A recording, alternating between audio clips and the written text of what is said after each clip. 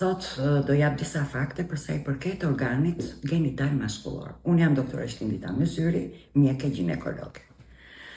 Organi genital maskullor, i cili përbëhet nga 3 pjesë të vetat, që kemi radiksin apo bazën, kemi trupin, kemi dhe kokën e organit genital maskullor. Organi genital maskullor shërben si për nxjerrjen e urinës, e para, shërben po ashtu dhe për nxjerrjen e spermës. Organi genital maskullor ka një gjatësi 8.5 deri në 10.5 cm.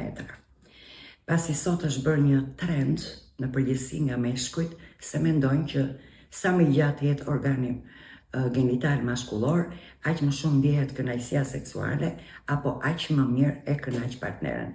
Në fakt kjo nuk është as pak korrekte, pasi edhe në studimet që janë bërë, është parë që një person i gjatë mbi 1,80 i krahasuar me një person në 1,70 i gjatë, ai që ka qenë më i gjatë e ka patur organin genital maskullor më të vogël dhe ai që ka qenë më i shkurtër e ka patur organin genital maskullor më të gjatë. Pra kjo s'ka lidhje fare me kënaqësinë seksuale. Pasi gjithashtu organi genital maskullor në kokën e tij, fal faktit që nuk ka kock, pra os penis nuk ka kock, kjo e lejon organin genital maskullor që të jetë shumë fleksibël në pozicione të ndryshme të aktivitetit seksual. Organi genital maskullor, sigurisht si të gjitha organet e tjera, gjatë jetës së tij që ndryshojnë dhe organi genital maskullor ndryshon në formë, në madhësi dhe në ngjyrë.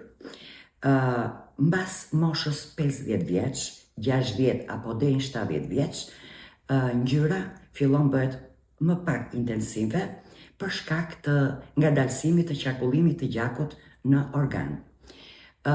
Fillon gjithashtu të rrallohen apo të paksohet qymëzimi i tyre, kjo për shkak të uljes së testosteronit.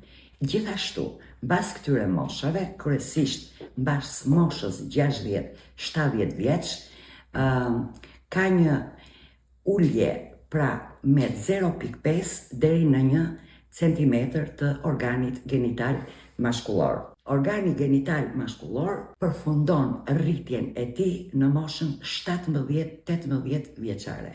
Pra, deri në këtë moshë, organi përfundon rritjen e tij normale. Faleminderit.